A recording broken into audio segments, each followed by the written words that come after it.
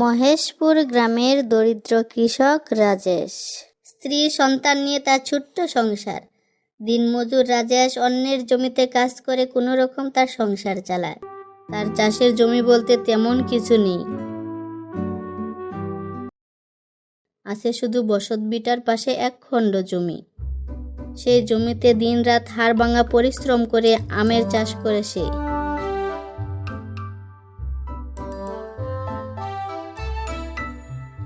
আহা, কি সুন্দর আম হয়েছে আমার বাগানে। আমগুলো যেমন পরিপক্ক তেমনই রসালো। এগুলো বাজারে বিক্রির প্রায় সময় হয়ে গেছে।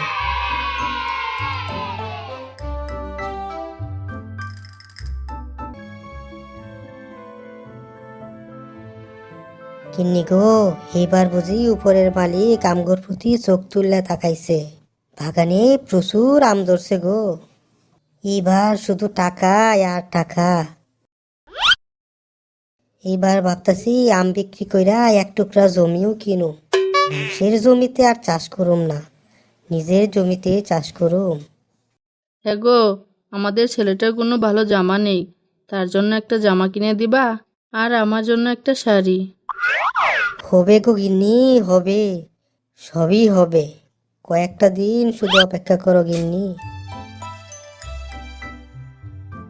রাজেশ তার বাগান থেকে কিছু আম নিয়ে বাজারে বিক্রি করতে যায়। এভাবে মোটামুটি তাদের সংসার ভালোই চলছিল।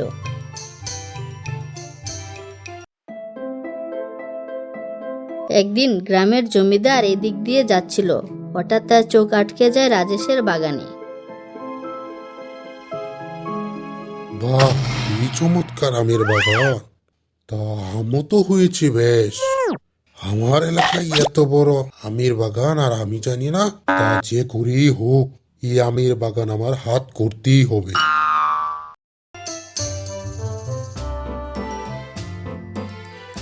জমিদার রাজেশের বাগান দখলের জন্য ষড়যন্ত্র শুরু করে।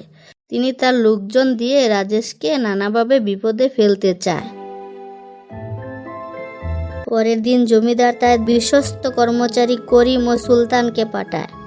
শোন রাজেশ, জমিদার সাহেব বলেছেন এই বাগানটা ওনার চাই।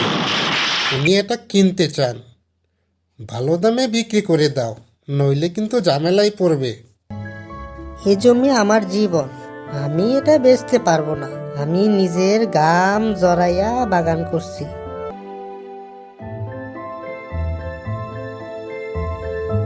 রাজেশের কথাগুলো করিম ও সুলতান ফিরে গিয়ে জমিদারকে সব জানায়। জমিদার রাগে ফুঁসে ওঠে।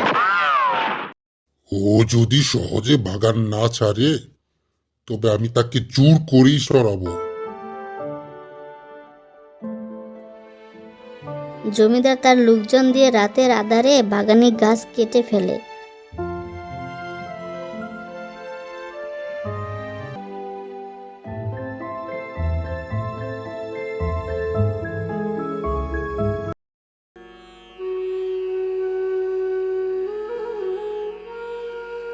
সকালে রাজেশ বাগানে গিয়ে দেখে তার অনেক গাছ নষ্ট হয়ে গেছে। হাই হাই হাই রে, আমার এত বড় সর্বনাশ হয়ে গেল। আমার সাধের বাগান, হাই হাই, আমি শেষ হয়ে গেলাম, আমি নিঃস্ব হয়ে গেলাম গো।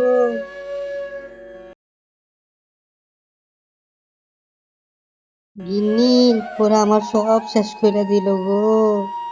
এত কষ্ট করে যে বাগান করছিলাম সব নষ্ট করে দিল। আমার বাগানের সব গাছ কাটতে ফেলাইছে। এখন আমার সব শেষ। তুমি হাল ছাড়ো না গো, বিচার করাও, গ্রামের মুরব্বীদের কাছে যাও। রাজেশ গ্রামের মুরব্বীদের কাছে গিয়ে সব জানায়। মুরব্বীরা একটি সভা ডাকে। সেখানে জমিদারকে হাজির করা হয়। জমিদার সাহেব, কেন আপনি একজন গরিব চাষির বাগান নষ্ট করলেন?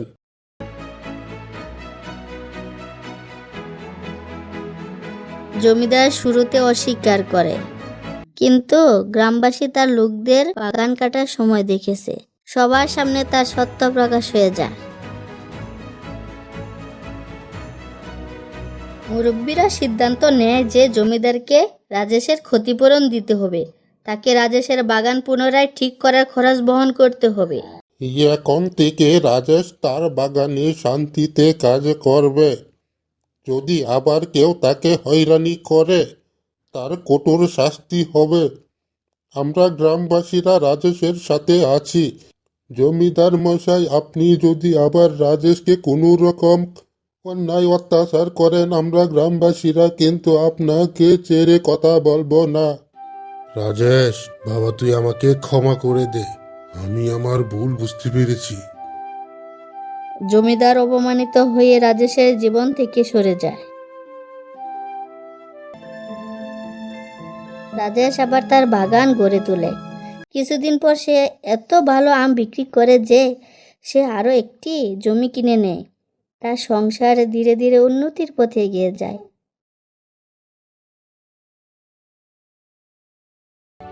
দেখলে গিন্নি, সত্য আর পরিশ্রম কখনোই হার মানে না। আমাদেরই জয় হইল।